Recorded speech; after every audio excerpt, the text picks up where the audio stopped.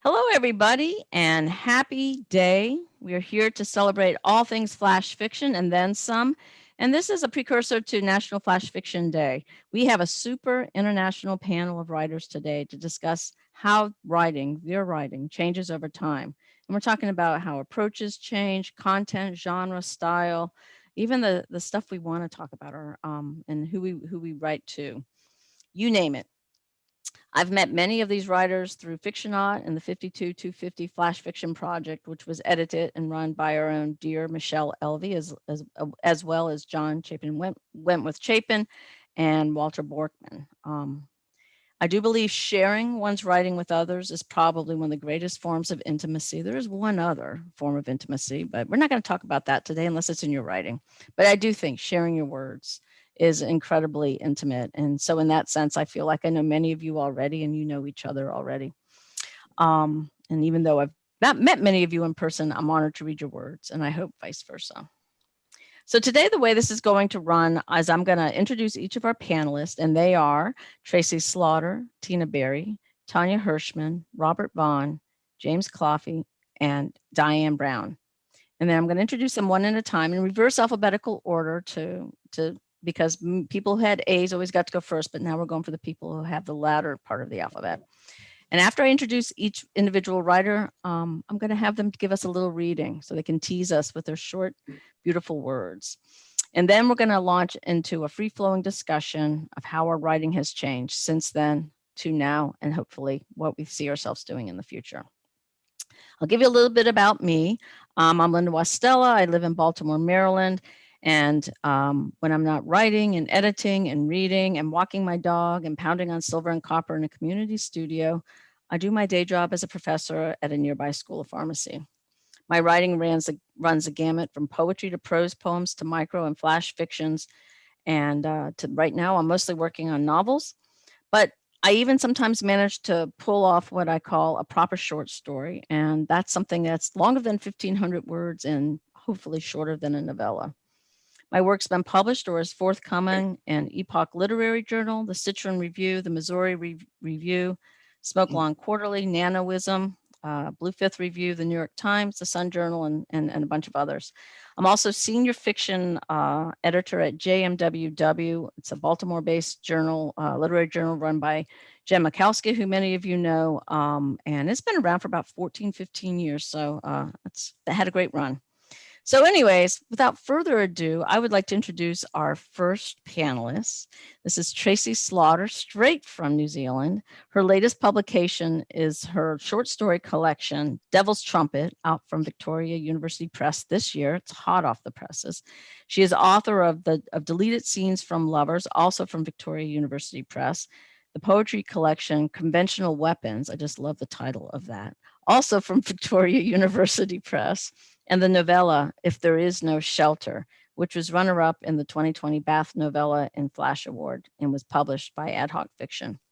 Her work has received numerous awards, including the 2020 Fish Short Story Prize and the 2014 Bridport Prize. She teaches creative writing at the University of Waikato and edits the journals Mayhem and Poetry New Zealand. So Tracy, I'm going to hand it over to you to give us a reading. Thank you very much. So this is a piece from Devil's Trumpet. It's called Never Tell Your Lover That His Wife Could Be Having an Affair. Because she's not the type, understand? Her calendars are annotated. Her daughters are booked in for play dates and dental visits and clean underwear. She tucks affirmative post-it notes in their lunch boxes to raise their self-esteem. Her heart wears sturdy shoes.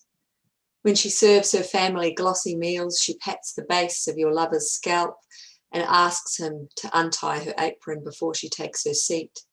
Carbohydrates and retro foreplay. She marks red X's in children's workbooks or rewards the chosen with a solid track of ticks. She brings the glass box with the scaly class pet home on weekends and sits it on the sun-baked sideboard, so your lover can listen to the beast scrape its belly on micro-gravel while she feeds it small tendrils of meat. The pink post-it notes say, "Take pride in you," and there's fruit slotted in, skins rinsed of pesticides. She vacuums the footwells in her 5-door hatchback. She has 3 categories for recycling, and on the weekends, your lover can wake to the high-pressure hollows of her bumping the hose round the buckets out on their concrete drive. So don't suggest that she back down that driveway tonight to head to her own dirty secret. Don't hint that she smudged a see you later kiss on his cheek in a shade of ulterior peach. Don't speculate that the tin-foiled cordon bleu she left him was assembled with hot texting fingers. Whatever you do, don't slide off the body of your lover, panting, lace dampened and askew, and insinuate anything suspect about the unexpected bonus hour he got free to fuck you. She's off limits, understand? Her beige life is reliable and holy. Back off. That kind of talk is deal-breaking. Put your clothes on. Affairs are for sluts like you.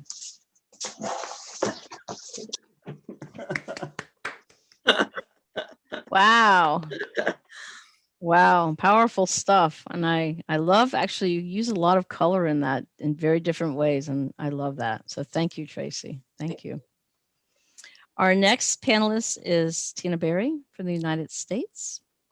Her most recent book, which was published in October 2019, is called Beautiful Raft. And it's the story of artist Marc Chagall's lover, Virginia Haggard, and her daughter, Jean McNeil, who was 5 years old at the time. Because the women are largely ignored in the history of their time with the artist, as all women are often in the times of the artists that they are with, the male artists. The book of fictional personal prose poems are written in their voices. More recently, Tina's been working on another mother-daughter project with 2 very different characters. One is a Russian Jewish immigrant tattoo artist who died at 95. Her American-born daughter, who narrates much of the story, is in her 60s. The prose section is narrated by the daughter. The mother's sort of prose poems the mother writes in sort of prose poems that evolve as she acclimates to America and make up the rest of the story. Tina teaches poetry and short fiction at the Poetry Barn, Gemini Inc., and writers.com, and is available for private editing services with poets. Thank you, Tina. Thank you, Linda, for that lovely introduction.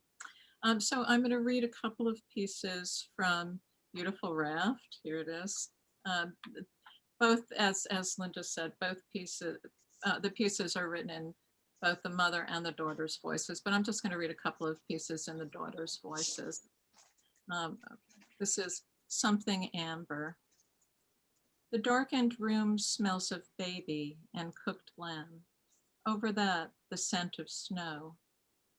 You draw my head differently than I hold it now, cocked like a dumb bird listening. Jean's breath, not a sound really, just the opening of air. And David's slight baby rumbling. He's of you and of me, but not serious somehow. You sketched him as connected circles, like the paper chain you cut from old drawings. We hung it over the table, something festive to break up the winter. I like to draw your hand, the hand with that thumb, such a thumb, wide as the stump of an axed tree. Thoughts of you make me thirsty. I'll drink something amber, the glasses etched with your thin cardinal lips, and kiss you that way, my lips over yours. So that's one piece. And I'm going to read Water, which is about Virginia's, Marc Chagall's daughter, who was the same age as Virginia, who comes to stay with her children so she can get away for the day. So this is Water. Ida arrives in her city clothes, a hat with a tidy veil, a nipped jacket, and tight skirt. I have told her my plans for my afternoon alone. Cafe, coffee, book. Shoo, she tells me, go, as the children hug her legs. I don't reveal my real intentions. Until I drive to the dirt road and park, I don't know them myself. I walk along a path that twists and twists deeper into the unknown woods. The stones beneath my sandals guide the way. Trees heavy with emerald fringe a rock-trimmed oval of water. I undress with no shame, no fear of being discovered. Cold circles my knees, then waist, then neck. My skin contracts, nipples tighten. I'm a long white eel dividing the dark pond. My laugh, high and keening, a child flung into the air.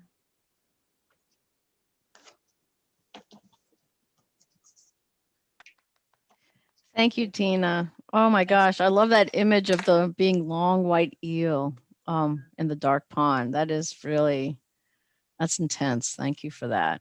I like both the stories do with liquid as well. That's true. Amber, water. I hadn't thought Anyways. of that. That is true. Yeah. Well, I'm picking up on little things as I hear, but it's wonderful. Thank you. Thank you. Okay, our next speaker is Tanya Herman. Tanya lives in the United Kingdom, and her poetry pamphlet, How High Did She Fly, was a joint winner of Live Cannon's 2019 poetry pamphlet competition and was published in November 2019.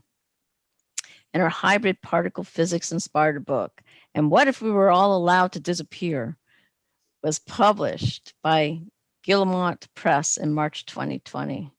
And I have to say, as a scientist myself, when people write, combine science and poetry or fiction, I get very excited. So I will be buying this book.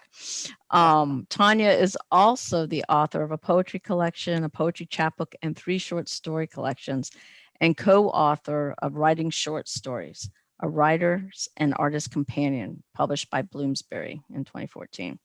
She is co-creator of the hashtag, oh, it's not hashtag, at On This Day She Twitter account, and co-author of On This Day She, the book by out from John Blake in 2021, this year, yay. And she has a PhD, again, in creative writing inspired by particle physics. So Tanya, take it away.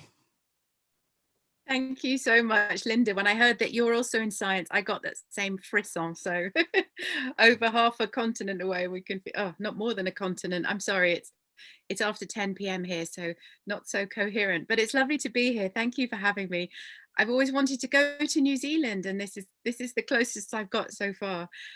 In the spirit of show, not tell, I thought I would read you, since our panel is on how our writing has changed over time, I'd read you 2 300-word flash stories, both of which won second prizes in competitions 15 years apart. So I'll start with one that was first published, I think it was my first published flash story, I think in 2005, and it's in my first collection, The White Road. And this is Mugs. They meet in pottery class. Her coffee mugs are misshapen, clumsy. His espresso cups are identical, boring. He envies her creativity. She craves his perfection. After class, they walk to the bus stop, shy, hands in pockets. Do you, yes, I mean, are you, am I hungry? They laugh, relieved. The air is warm with tomato sauce. They order gnocchi, spinach, ravioli. My mother wanted a boy, made me wear trousers when everyone else was in frilly dresses, she says after 2 glasses of house red. My brother shut me in the wardrobe for hours, he says, looking down at the plastic flowered tablecloth. She shifts her hand so her fingertips touch his, just for a second. At the end of the final class, they pack their work, carry heavy bags towards the bus stop. Hang on, he says. He steers her past and along to a dark alley beside the bank. Nervous, she follows. Putting down the bag, he gets out a parcel, unwraps the newspaper. Then, like lightning, throws it at the wall. Bang! 1,000 tiny white splinters. She stares, amazed. Then laughs until she cries.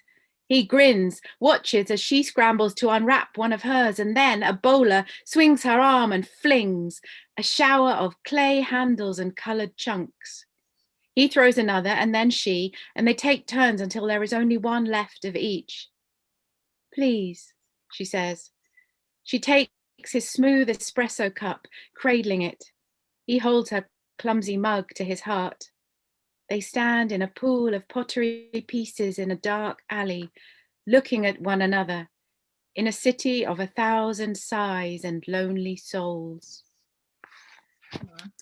So that was from 2005. And this one is from, thank you, 2020. So this story won second prize in the Reflex Press Flash Fiction Spring Contest last year and was just published in their beautiful anthology. But I'm 15 years older now and the font in the anthology is too small, so I have to read it off a printout. I think we all understand. This is called Get Gone. Get gone, girl, she snarls, and the girl, who never knows what she might be getting, goes.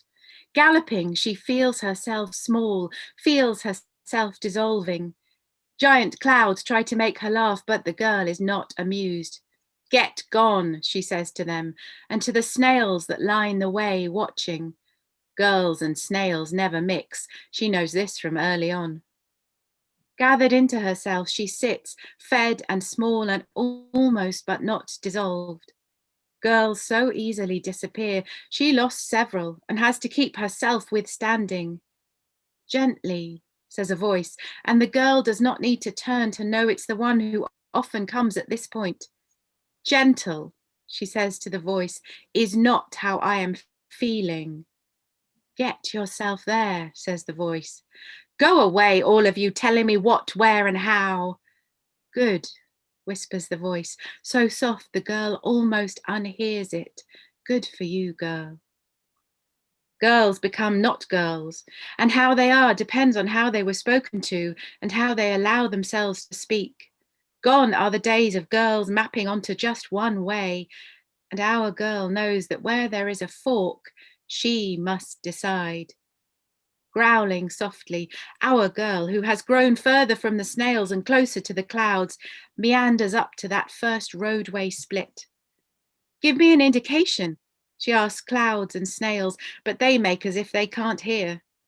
Glancing down one way, then down the other, our girl puts out her foot, withdraws, turns, then turns again. Get gone, girl, she says to herself, takes a step and another step, and there she is. We can see her striding. We watch her leap away. Good, we say. Good for you, girl.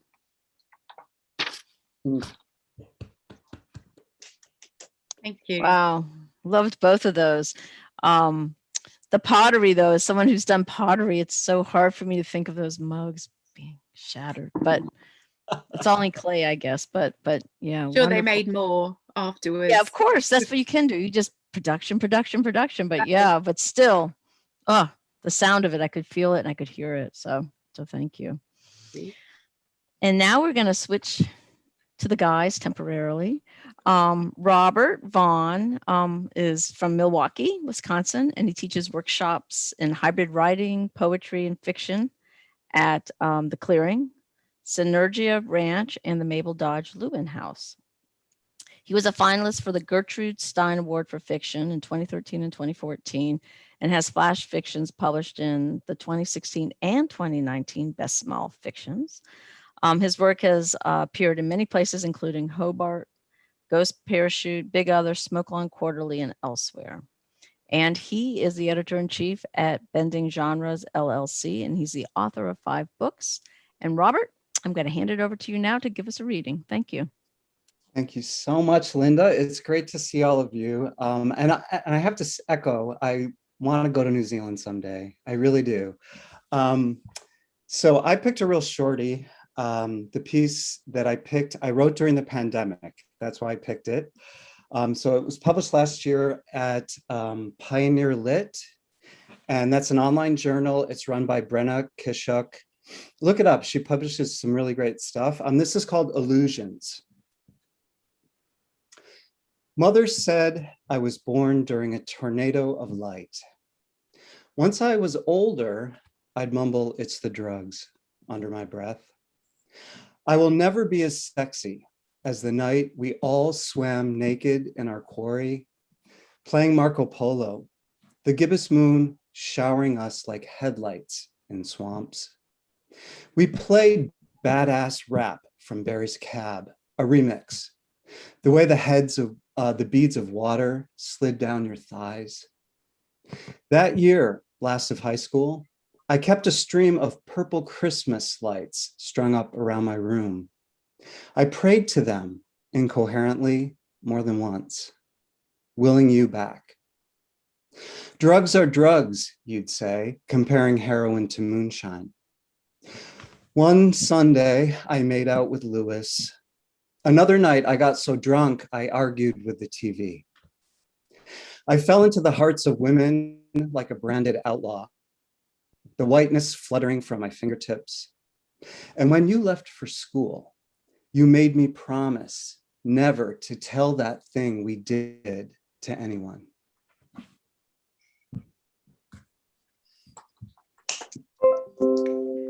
Wow, Robert. I have to say, you know, I think of everyone here, I probably know your writing most of all. I think we go back the furthest, but you always have these amazingly strong images and like the tornado of light. I've never heard that before, and it's just so blazingly amazing. So Well, thank you for that. Thank you. And now it's time for James to get on board. James Clappi, who's an Irishman living in California, but going back to Ireland for a month or two and then coming back.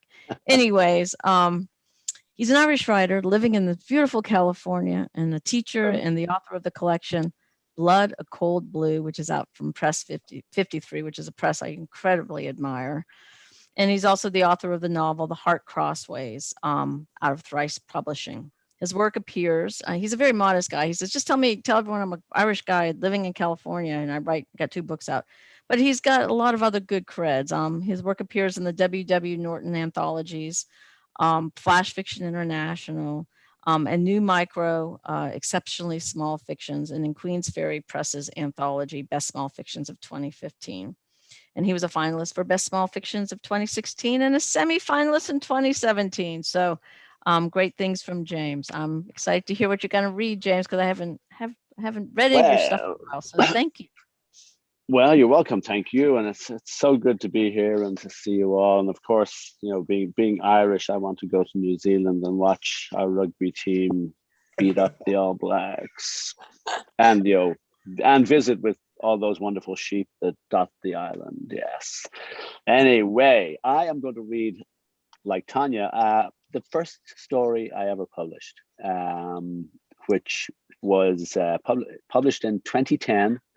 And I found out that it had been accepted by Up the Staircase Quarterly, watching the Super Bowl in Baton Rouge. And the New Orleans Saints won the Super Bowl, and I got my first piece of flash fiction accepted. So it was a very exciting day, notwithstanding the barrage of gunshots across the city when the Saints won the game. It was wild. So this is called Bingo Night. Laundry detergent, bread, cauliflower, nasal spray, deodorant, chili pepper flakes, condoms, half a dozen AAA eggs, creme fraiche, 60-watt light bulbs, People magazine, a DVD of The Quick and the Dead, and a shower hat. Linda totes her basket on one arm, mobile phone cradled against her ear, whilst the other hand scratches beneath the underwire of her brassiere. Her skin is broken, veined, and blue, and she itches like fucking crazy. Tonight, she visits her brother-in-law while her sister Mavis goes to bingo in the parish hall. Linda can't understand why her sister bothers to go to bingo. Mavis once confided, "The thought of shouting bingo in front of everyone makes me sick to my stomach." Yet for 14 years, she's played the game every Wednesday night. And for every one of those 14 years of Wednesday nights, Linda has secretly been fucking her sister's husband. Eduardo bangs her in the laundry room, Linda's bare ass cheeks visible in the dust on the dryer lid. He likes to crack the eggs on her ass. and then dip celery, peppers, and cauliflower between her legs. After their lovemaking, he makes a frittata while Linda removes toenail polish and repaints her stubby toes with a fresh coat. For 14 years, she's used her sister's varnish. Two fat ladies, 88. Linda forks a mouthful of cauliflower and eggs into her mouth and smiles at Eduardo. Bingo, bingo, bingo. That's a long time ago, and a little graphic, and boy, oh boy. You know, I actually remember that piece. I remember that piece. Yeah, I don't know where it came from. Yeah. So the other, I'm going to read you what I'm writing at the moment, and okay. It's not edited, and it's completely sort of prose poetry and just weird. And when I say it's not edited, we have a little. This is the newspaper that the property I'm living on. We've been putting this out every month or so during COVID, and all the people that live here contribute a little something. So there's a cocktail report, pictures from one of the lads. He goes to school in St Andrews in Scotland, so he has pictures in there, and a recipe for chocolate lava oats. And I sent them one of my little pieces called How to Dismantle an Atomic Bomb. And this is a series inspired by my wife, who dared me to write a series of poems for her. And I decided to call them How to Dismantle an Atomic Bomb. And this is number one. So, in silence, the hedgehog bustles through the fields, fruit impaled on grey-brown spines to feed her young. A metal carapace torn from the bomb's ribcage rusts in a gentle depression. Shaking hands push needle-nose pliers into the raw arteries and veins, probing for a charge. A spark flares and stings the back of a hand. The shadow of a crow flying overhead crosses the grass. There is no bird song, no wing beat, only the rustle of the hedgehog in the undergrowth. A yellow and black metal sign warns unknowing trespassers of danger, of waves rippling invisible in the earth. 3 small boys on second-hand bicycles fill the air with war cries, their steeds branded and traceable. Shaky hands are not a good idea when handling delicate ordnance, particularly in populated spaces close to the center of town. There you go. That rings a little bit to me of Gravity's Rainbow. I really like it. Oh, that little, God, I haven't read that in years. Neither have I, but as soon as you start reading, I know I love that piece too. That whole book is. I just had that sort of impending sense of doom feeling. So with the colorful words, of course. So wonderful. Thank you. Thank you. And then last but not least is Diane Brown from New Zealand, down the street from Michelle Elvey. She is a novelist and memoirist and poet who runs her own creative writing school, a dream I'd love to have. And it's called Creative Writing Dunedin. I hope I said that right. Her writing. Dunedin. Dunedin. I'm done with Eden. Dunedin. Okay, gotcha. Thank you. Her writing ranges over poetry, fiction, and memoir, and generally combines prose and poetry, which excites me too. She has 8 books published, the latest in 2020, and it is a long poetic narrative. Every now and then I have another child, out from Otago University Press. She is currently working on a prose poetic narrative of her female ancestors. Very cool. Thank you, Diane. Go ahead and give us a read. Thank you. Thank you. I thought I'd just read some of just the beginning of from my book. Every now and then I have another child. So it's based on a dream that I had, and it's I call it a poetic novella, but my publisher wouldn't allow me to call it that because they don't publish fiction. So it's called A Long Poetic Narrative. And I'll just begin with the prologue. This is how it is for all of us. Every morning before breakfast, a new skin, your old one flaked and floating against the window like dust motes or snow, each particle unique and elusive. Sometimes you reach for memory, an impossible task in this throwaway world. What choice is there but to slip on your new self as if you come clean, without story, without family, without myth, and emerge blinking into the light, trusting no one will notice you have been dreaming again and are not quite the same. So that's the prologue. And then it begins with this writer who's been in Europe and has come back and is staying in Auckland at a writers' festival she's attending. And I'll just start. In the dark. In Auckland, on the 10th floor in a hotel room with no view, I lie listening to a man's voice cursing. Something crashes against a wall and rolls down the road.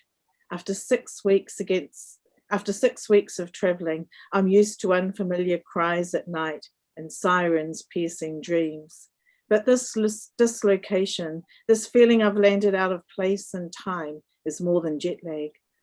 From the window, nothing to be seen in the alleyway except wet, dark asphalt. Earlier at the festival, a visiting writer said, "We are at the beginning of the end." I wake to a scream of indecipherable pain.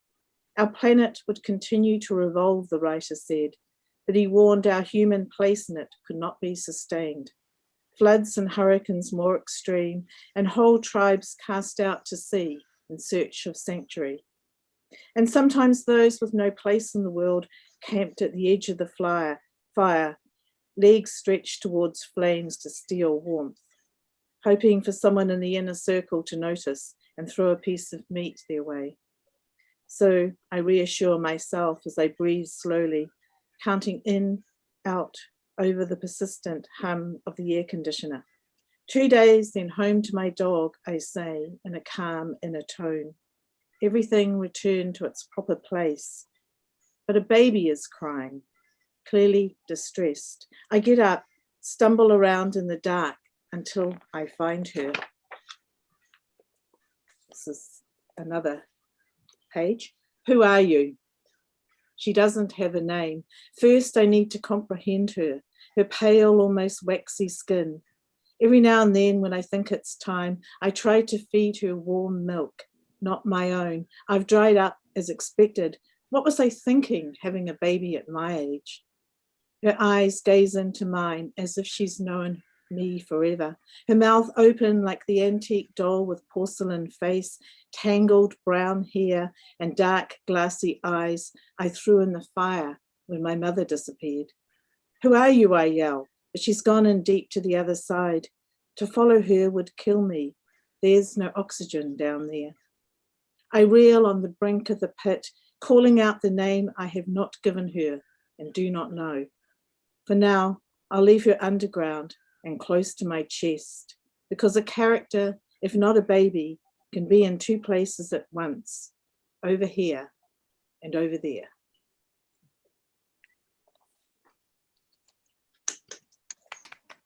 And it carries on with the story of the baby and other doppelgangers and other strange people.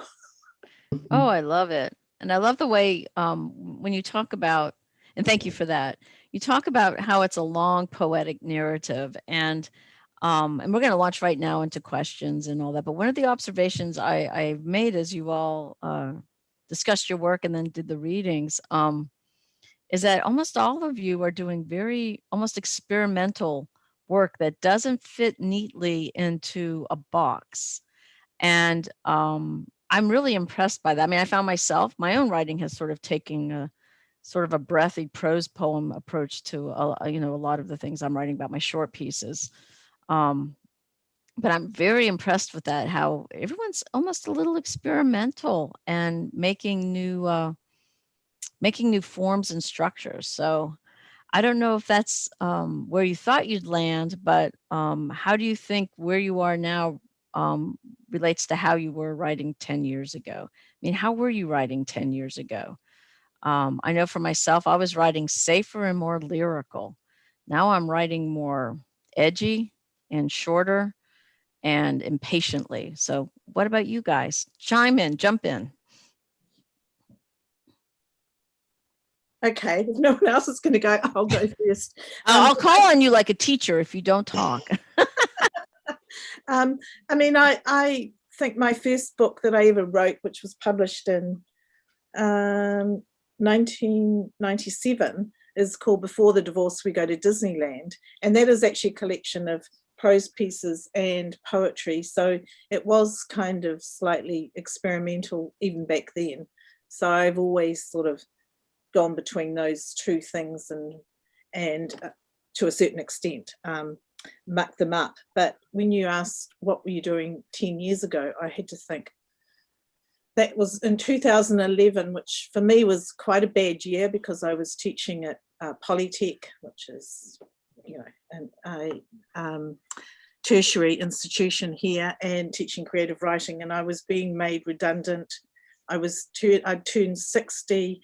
I was in hospital having both my knees replaced when the people came in to give me my redundancy notice. And I was also writing a novel, which I was kind of struggling with, and I'd been spending quite a few years trying to write something conventional which would sell more than these more experimental things. And then thought, oh, what am I going to do now? So that's when I started then to create my small business, Creative Writing Dunedin. I tried to get the novel published, and it got turned down. I thought it's not really that great. And so I'm just going to forget about writing novels, and I'm just going to write whatever I want from now on. And I stole the idea, one of the main ideas, which is about a girl who comes home to find her mother disappeared, and put it into my book. And so I've had 2 books published since then. So 10 years old, older, 70 now, but it's pretty good, doing what I want. I think that's absolutely important. And I think there's a freedom. I think as we get more, I know for myself, as I get more confident in my writing, there's a freedom that comes from it. I'm pretty new at writing. I've only been writing really since about 2008, and which is kind of long, but it's not as long as many of you other. I mean, you guys are sort of legends in writing to me. Oh, Robert is. but- Robert's a legend. Well, God, no. You're a we're all legend. legends. Don't deny it. You know you are. No. I mean, 10 years ago, I'd say the thing that changed for me the most since 10 years ago, and first of all, I think that's around the time that I met the people that I know in the group, is collaborative work. You know, my 4th book was Rift, which came out with Kathy Fish. And I was shocked that she even agreed to work with me. I was like, whoa. And I have to give a nod to Bud Smith, because he was the publisher and he was the person that came up with the idea. But I also want to just say the importance, you guys all know this, but the importance about being in a writing group, because I was in a group with Bud Smith, Michael, Jill and Maxwell, Meg Tuitt, and myself. And then Meg wanted to take a break and work on a longer project, because we were doing weekly flash stuff, and every single week somebody would come up with different prompts. And Meg had suggested Kathy to join. And I was like, okay, so I didn't think she would join the group, but she did. And this was in 2014, possibly maybe 15. And then Rift came out of that project. And again, when Bud asked me, what do you think about collaborating? I was like, oh, Kathy will never say yes. Like I literally was like, from the start, no, she's not going to do it. And sure enough, I had no idea, but Kathy was like in a little bit of a slump before she joined our group in terms of writing. So she agreed to it. And that was the beginning of me wanting to work on different projects with different authors. Yeah. And like Funhouse, my last book, there's two different sections that I worked with artists for different parts of it. So Yeah. I think that's the biggest thing for me that's changed is I like to collaborate with different artists or writers. I like that. Yeah, there's cross stimulation there, and it's also less lonely because when you're working on a project sometimes, especially when you are in that slump, it's like, I need someone to like help me tweak this or tell me what direction to go into. Yeah, Kathy Right. Fish is an amazingly generous person, amazingly generous. Yes, And absolutely. I've actually had the luck to workshop with her on a novel. She's working on a novel, and it's a I know. beautiful, beautiful thing. I hope she finishes it. This was a few years ago in Denver at Lit Fest, but she's fantastic. So She's what else, great. you guys? How else have you changed? And yeah, that's great to hear about the collaboration. I would love to collaborate with other people. So I hear you. Collaboration is important for me too now. When I was working on this book, I spun off an exhibit with 14 women artists because it was about an artist, and I just could not, I just wanted to see what visual artists would do with the writing. And that turned into an exhibit, and which Robert was kind enough to include the images and the writing on bending genres. That experience was so exciting for me to see what they did, to see writing interpreted, and to see that whole thing come together. I would do it again in a heartbeat. I mean, I may not be a visual artist, but something. The act of collaborating is just incredibly exciting. Yeah. So I agree with Robert. Very cool. What about the rest of you? Tanya, I have to, you were really, it was interesting that you had an older piece and then a newer piece, and same with James. And I could sense stylistic differences in those, but I don't know if those stylistic ones just happen to be a fluke from your first and your second, but I would definitely say you have a harder edge based on those two pieces now than you did, which your first piece, Mugs, was much more, it was more lyrical, more conventionally told. Yeah. Whereas your second one was it had a lot of percussive elements to it, which I liked. Thank you. This is really interesting because I couldn't remember what I was doing in 2011, which I normally say I write fiction because I can't remember much at all. But you've just got me remembering that I was, this is to thrill Linda, I was a writer in residence in a biochemistry lab in 2011. They actually let people in labs do writing? Wow. Well, yeah, I just asked if I could go hang out with them, and they were really excited, and it turned into my third collection, Some of Us Glow More Than Others, which didn't come out until 2017. So it often takes a long time talking about where you get inspiration from to percolate through. So a lot of these stories, and this is bioluminescent jellyfish, which makes me very happy. So that's what I was doing in 2011, and also had just signed the publishing contract for my second collection, My Mother Was an Upright Piano, which came out in 2012, which was my first Flash collection. And in terms of, what I'm doing now, that I thought those two pieces, Mugs and Get Gone, were an interesting contrast, because one thing that they had in common was writing groups have been so important to me as well. And I think a lot of us met through maybe these online flash fiction groups like Zoetrope, and I've lost my password for Zoetrope. It was so long ago. I have two. Mugs and Get Gone were both written to writing prompts. I have no idea what the writing prompt was for Mugs, but Get Gone, I set myself a writing prompt where I pick a letter out of a Scrabble letter out of a bag, and I start every sentence with that letter. And so that letter was G. And so that lends itself to some sort of rhythm. But definitely I've become much less more liberated from any kind of conventional structures. And I've been writing poetry as well, which I never imagined I would write about my own life ever.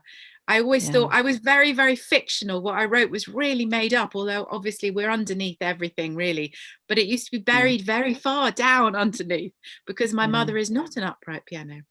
But the poetry has given me permission to take things from my own life directly and then shape them into the shape of poems.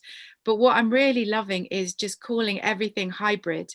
Hybrid is my go-to permission word these days. And so also what you were saying about the visual has become really important to me as I fell in love with poetry, which I used to hate, I understood the pull of the shape on the page and what you can do with shapes. And this is my first hybrid book, which is the one inspired by particle physics. And I've got to show you because it just gives me a thrill. It was a limited edition and it's completely sold out now, but it's got pages made of tracing paper where No. the text kind of fragments across That's the cool. pages. I Oh, can't really, it's a gorgeous sort book. of show That is, you. it's Yeah. an artifact. It really So this is. is kind of like, I love it. yeah. Thank you, James. This is kind of like a dream come true. Also, it's gold. Just like doing Yeah. that. And this is Yeah. a blow up of a particle collision diagram from CERN, from the Large Hadron Collider. So Oh my for what God. I'm doing now, and I'm just finishing teaching another course in hybrid writing, I just love the word hybrid. I just love letting go of labels and letting go of anything. Although liberation through constraint is another thing, but Yeah. there's a difference between constraint and genre, labels and expectations. So everything I do, I call hybrid because it just allows me to do anything I want. Oh, I love it. I love it. That's a great freedom. And I agree with you. Sometimes if someone gives me a prompt, says write a haiku, in some ways it's incredibly freeing if I can write whatever I want in a haiku form. And I've done the same thing with taking a letter, or I love to do tell a story with, A, B, C, D, E, F, and each sentence has to start with that. It's just a great way to, especially if you're in a slump, just to sort of get yourself going, get yourself moving. Yeah. And what about you, Tracy? What's happened with you since you've, started writing? Well, I know you wrote before 10 years ago, but like in the last decade, what's happened? What's changing in the way you write? And how you write? I think I'm becoming more fragmented as the years go by, and looking back, actually, the process of being, kind of asked about what's happened across the decade, I realised that 10 years ago I wasn't writing. My kind of life had gone off course radically with a car accident, and I was left.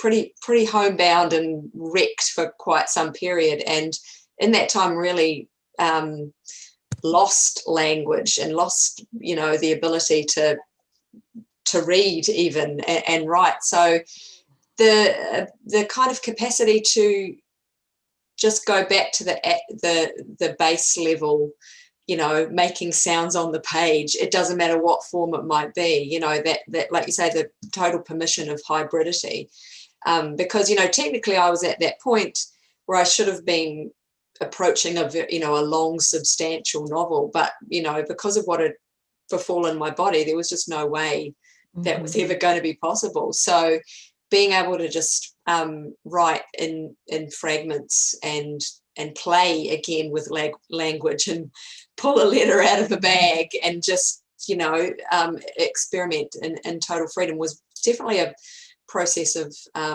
recovery, I think. And so I've just maintained that fragmentation because it fits with my kind of capacity to and the windows that I can write in.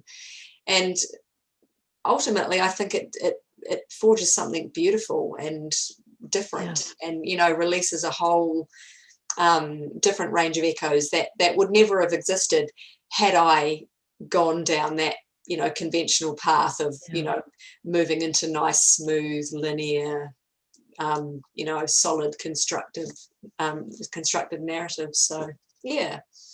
And one of the things about fragments also is you have the space, and I think that's something I've read something of all of you, and and Tanya, you're flipping up your book, it's like there's white space there, and there's layers of white space there, and I think that white space is so powerful when used, especially in these hybrid forms.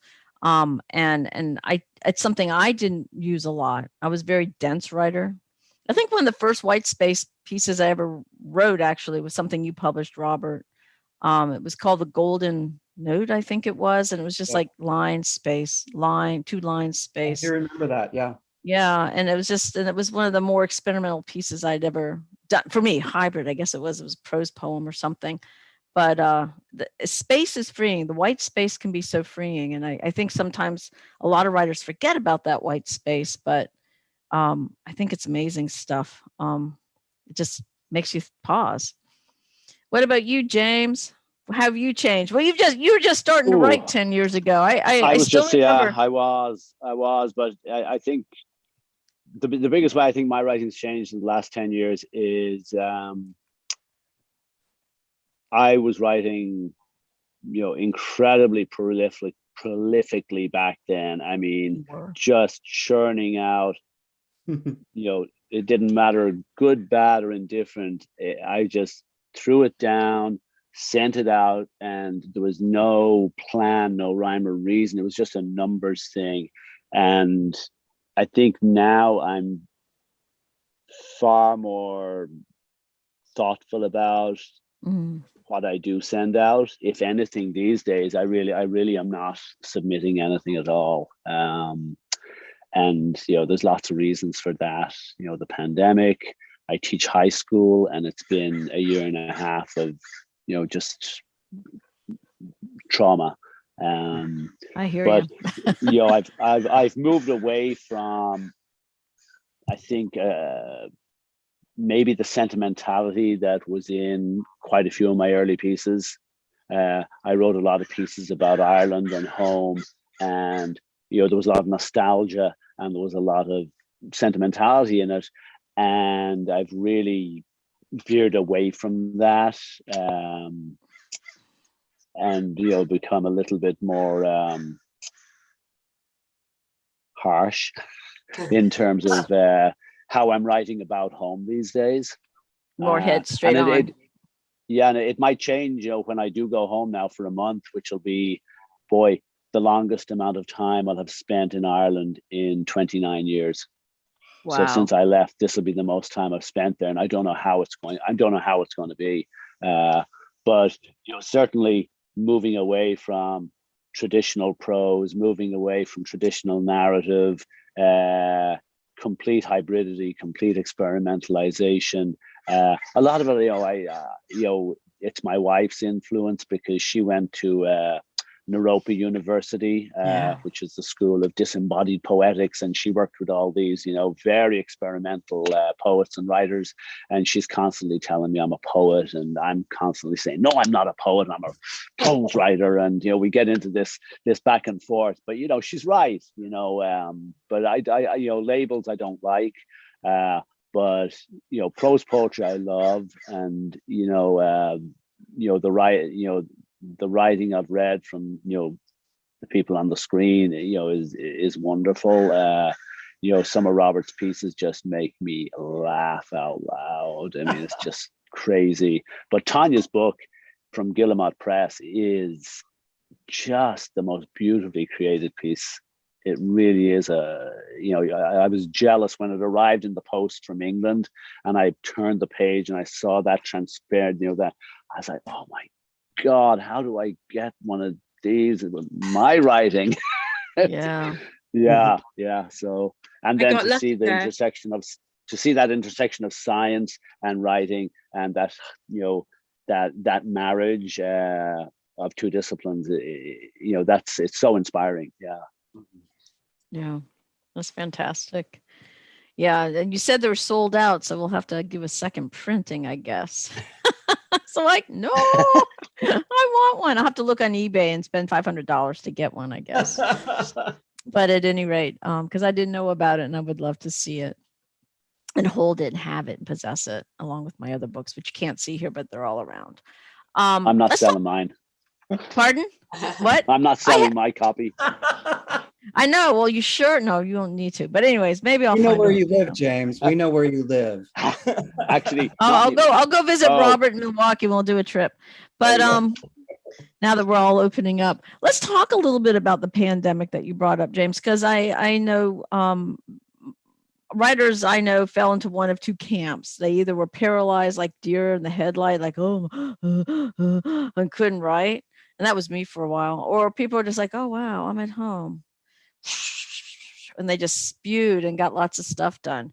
But I personally had a horrible year the year before, and I was sort of not writing anyways. I had a lot of change in my life, and I just couldn't open that space in my head and my heart to let the words flow. It was a really horrible year. And I remember when 2019 was ending, I was like, thank God, 2020's got to be better, right? And it wasn't. And 2020 was not shaping up all that great either. But I have to say,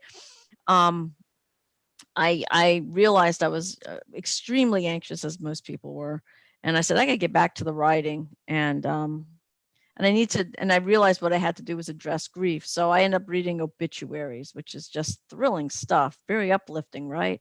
Actually, they're beautiful.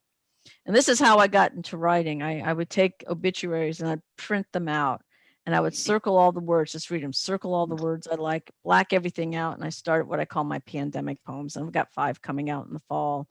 And it was my way of honoring those who had died, because I don't know how it was in all of your countries, but every day at 10:10, there'd be an announcement from the state, from our governor, and he would say, today we have, 23,000 cases and 40 deaths and all these, just all these numbers. And I'm a scientist. I deal with statistics, and it was overwhelming. And it was like, I would see the thing pop up on my screen as I'm teaching or doing whatever I have to do. Because James, I'm also a teacher, and it's hell doing this on a laptop. Is it not? It's hell. But at any rate, it was awful. And that nose would come up, and I just was overwhelmed by the numbers, and it would set me panicky, get me all panicky. And I started these pandemic poems, and that was my entree into writing. And I started writing probably May again, after about a year and a half of hiatus. And I've been very prolific since. But how about you guys? How was it for you?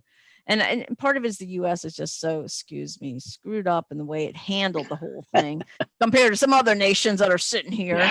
But it's like, so I think, where you were geographically makes an impact. We shouldn't talk about how we handled it here. My God. But we didn't. I didn't write a whole lot during the pandemic at all. My morning pages is about all I managed. But the one thing I did do that sort of was different, I took up the guitar. Yeah. And my daughter's been she's 9. She'd been taking lessons for about 6 months, and I'd always wanted to play a musical instrument. And coming from Ireland, where it's such a musical country, and whatever. Yeah. And we had never had that ability when I was a kid, because we were poor and we couldn't afford music lessons. So I decided, seeing my daughter do it, I'm going to take up the guitar. And I borrowed a guitar from a teacher friend of mine who lives on this property. And I started taking the lesson every 2 weeks. And it's become my therapy, and it's become my relaxation. And, it's something that I do every single day. I touch my instrument and I play it, and I'm not very good at it. And I practice a lot. And my daughter is ridiculously good, and she hates to practice. She won't practice. We have to drag her. Yeah, and we don't drag her to practice, but literally she's like no interest in practicing, but she can pick it up and do all these amazing things. And I'm like, I'm so jealous. But that's one thing I did to, sort of ground me in this, very troubling time. And as a teacher, a high school teacher, with a 15-year-old son who's in high school in San Diego, my empathy for his struggle and my empathy for what my students were going through, it's been just bewildering. Yeah, I hear you.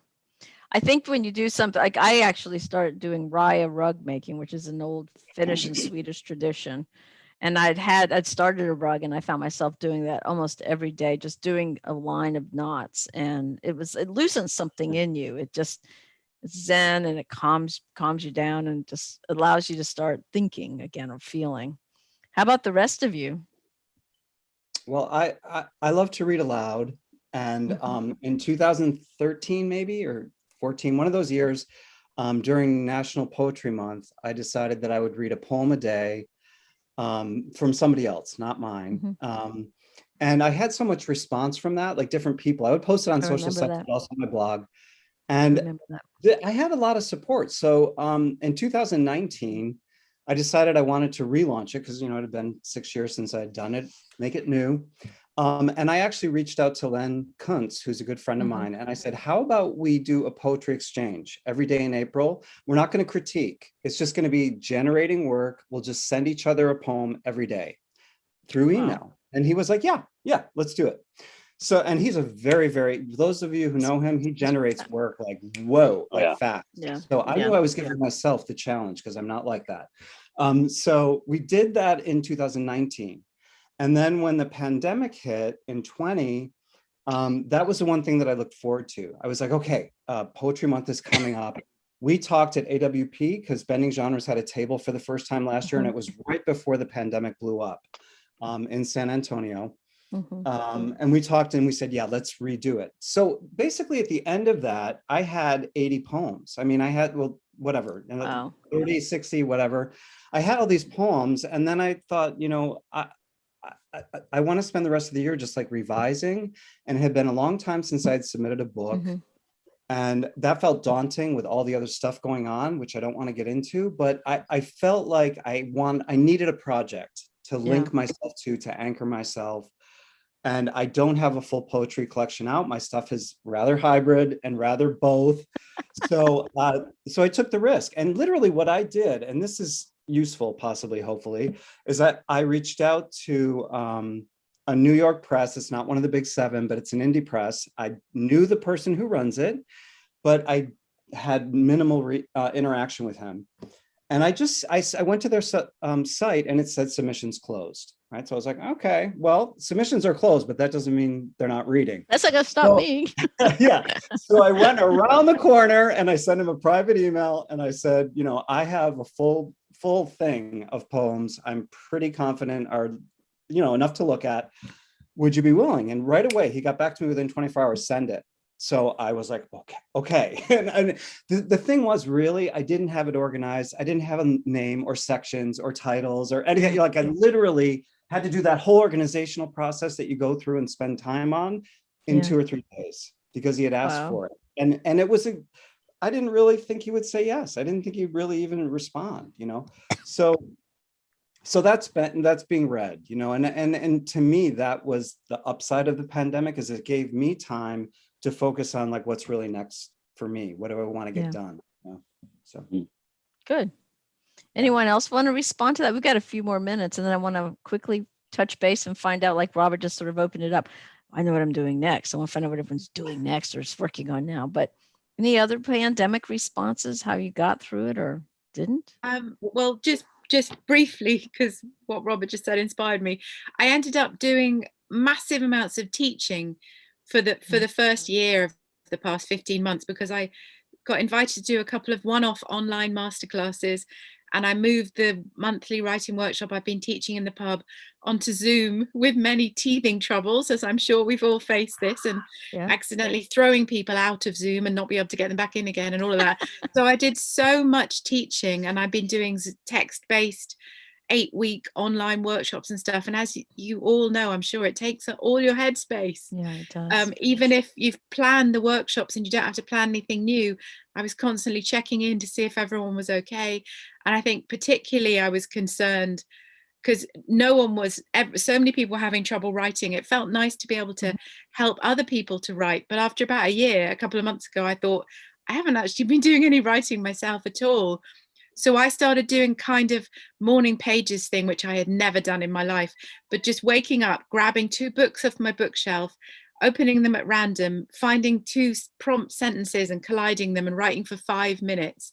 And doing that for 2 weeks every morning opened the floodgates. And then what I've been doing, and I'll just tell you this, and I just think it's quite funny. I've been watching a lot of TV. And I normally watch a lot of TV, but in the past year or so, I've been binge watching a lot. And I hadn't watched Star Trek since the 1970s. And I just binged watched 7 seasons of Star Trek Voyager. My God. But also they inspired me to write. And I now have 30 Star Trek Voyager inspired poem things. So I'm thinking there might be a Star Trek Voyager pamphlet.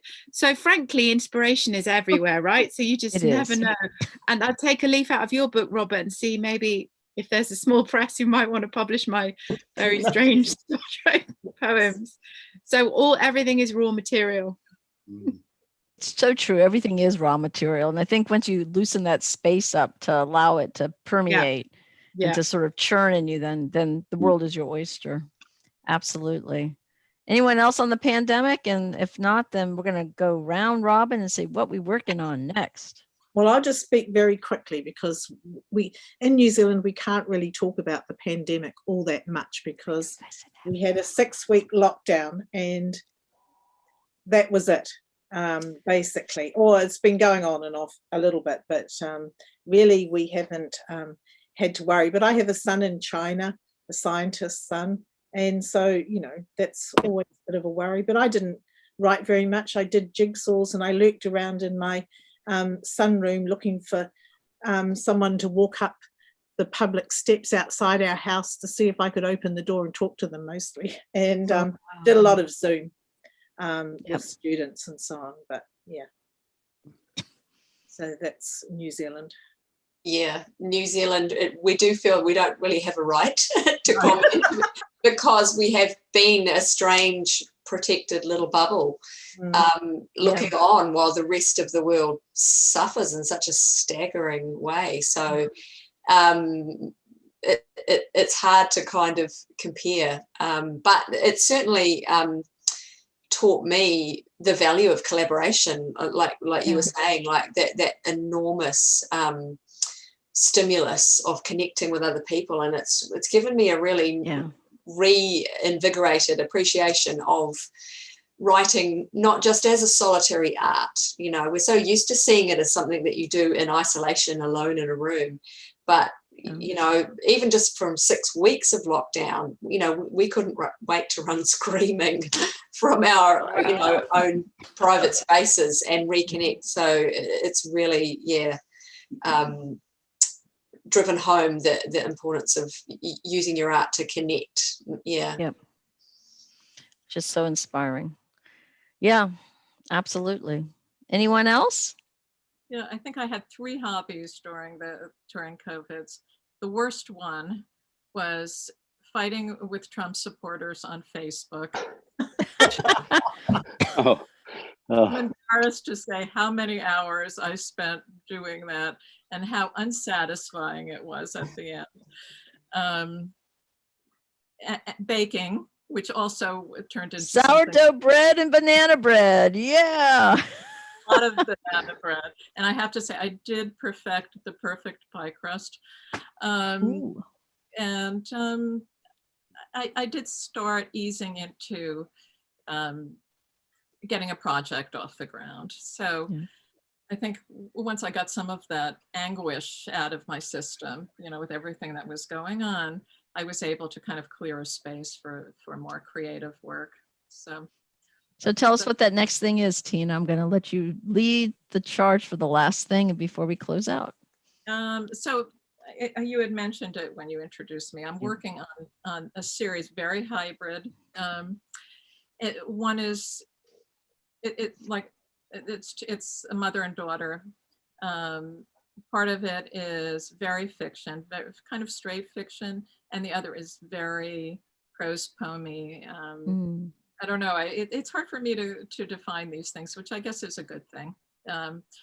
So that's kind of where I am. I'm doing a lot of research now, which I love. I happen to love that too. Yeah. So I love research. It's dangerous. It's so seductive. You can take you down the rabbit hole and they're like, oh, I got to write something now. But yeah, I do love research as well. I'm digging through this but it's a good thing. It's good. And what about you, James? What are you working on or going to? Well, I'm working on my How to Dismantle an Atomic Bomb series. And then I did, back in 2014, I did a project called A Year in Stories with Pure Slush. And I wrote 12 monthly stories about a character called the Bird living in the Midlands in Ireland back in the day. And I have probably 400 pages of just writing about that character in my notebooks that I need to transcribe. And my mind is, I want to write a novel just about that character. And see where it goes. So I might bring those notebooks to Ireland with me and get some inspiration from actually being there. Awesome. I think whatever happens when you're in Ireland, you're going to come back with new impressions. I think it's going to be a little altering for you, which is great. I hope so. Kick me out of this pandemic. I know, really. I'm very envious. Diane, what about you? Well, as you alluded to before, I'm doing my whakapapa, my Pākehā whakapapa. So if you're a white New Zealander, you're a Pākehā, and they know all about their ancestors. And so a lot of Pākehā know very little about, because people came here and they never spoke about the past. This certainly was the case with my family. So I've decided to do this project about the woman, primarily the woman, and but that also does involve a lot of research, which is fascinating. And the women in my family were not. They were, one story is a woman who was a rag shredder in Newcastle, which is shredding rags to make paper, the most ghastly job. And so these, they were servants and so on and so forth, cooks and whatever. So there's very little material for me to work on. So a lot of it will be fairly imaginative. So that's what I'm planning to do, because I've spent the last 30 years minding my life and I've kind of run out of stories. I'm happily married and blah, blah, blah, and nothing much happens these days. So that's what I'm going to do. It's a great way to honor your ancestors as well. Yeah, I'm sure it'll be I've very. already found family I didn't know about, so that's quite exciting. Yeah. Cool. Tanya, what about you? It's brilliant hearing what everyone is doing. It's just fantastic. I feel like I'm in the room with all of you. I have just last week finished a hybrid book I've been writing for the last couple of years, a book about time, which I call a chrono memoir, because it's kind of a book about me across time. So I've just finished that and my agent's got that. So we'll see if anyone wants to publish that. I've got a second poetry collection that's nearly finished that I'm going to be finishing with some friends on a little writing retreat in a month, which the working title is Still Life with Octopus.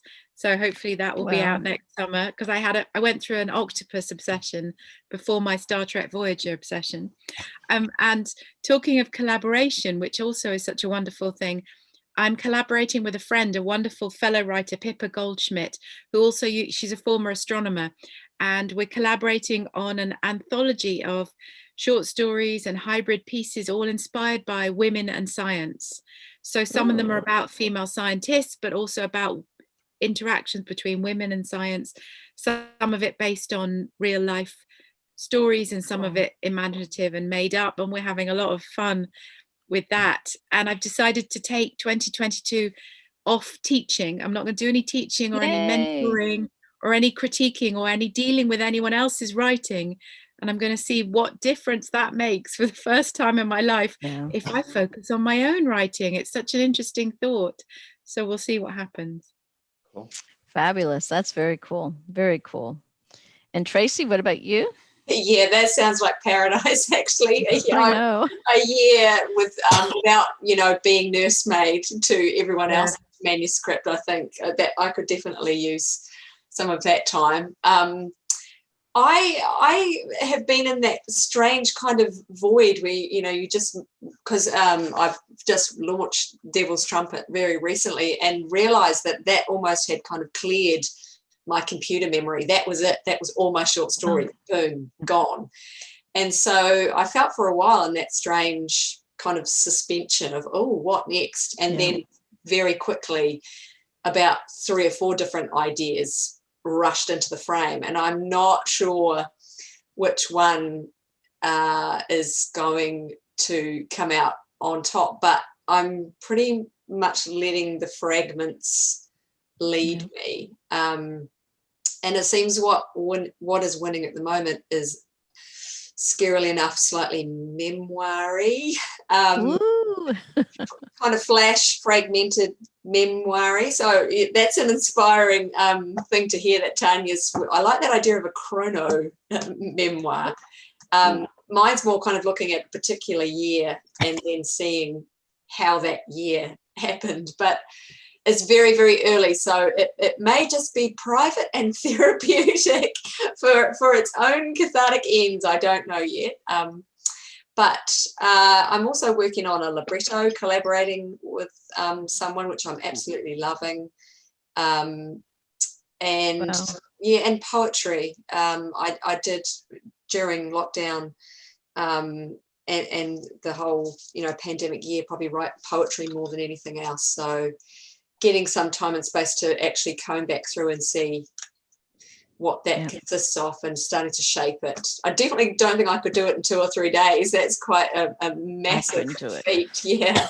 But yeah, so everything in fragments. I'm not quite sure what's going to rise to the surface. But I'm so jealous, though. It's so great to be at that sort of, what's my next step, that generative phase, and just sort of letting stuff roll through, because I feel like I've been editing projects forever, but very exciting, very exciting. And what about you, Robert?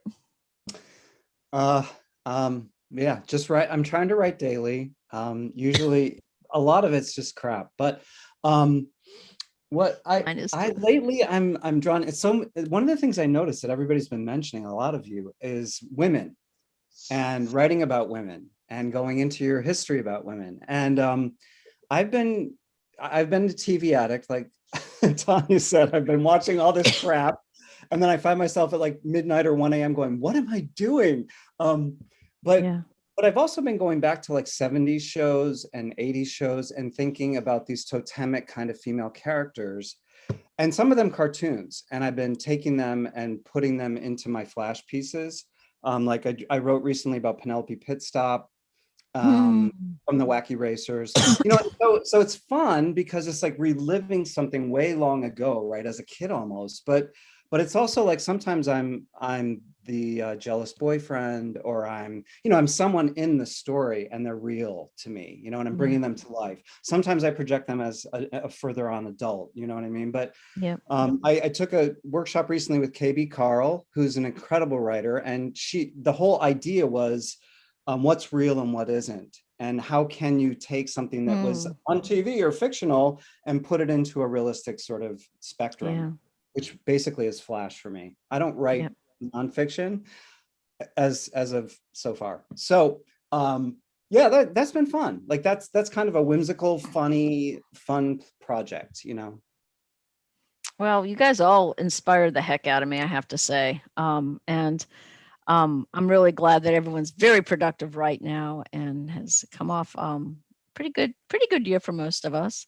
I am working on another novel. It's called The Minister's Wife, and it's actually 5 linked novellas, and that's how I'm sort of pushing it. And it's partly autobiographical. It goes into my divorce and my marriage and divorce with a Unitarian Universalist minister. But it's a lot of fun, and I have to say I haven't been so excited about writing big stuff in a long time. But I'm still working on my poetry and all that too. So I just feel very grateful to actually be able to write, to have that space. Very grateful for the community. I'm very grateful for all of you for sharing. You're all fantastic folks. And I really want to thank you for spending time here. Can't wait. I've got all your books written down, and I'm ordering them that I haven't gotten. And really want to thank you. You've all shaped me as a writer, and I sense that there's been all that sort of gelling with each other. So I appreciate that. Thank you, so Linda. I think you're welcome. Thank you. Linda. Thank you. It's been so fantastic to talk to you all and even see some of you for the first time on the screen. So have an awesome rest of your day. And tomorrow, I think, is actually is it Monday or tomorrow or Tuesday, the actual National Flash Fiction Day.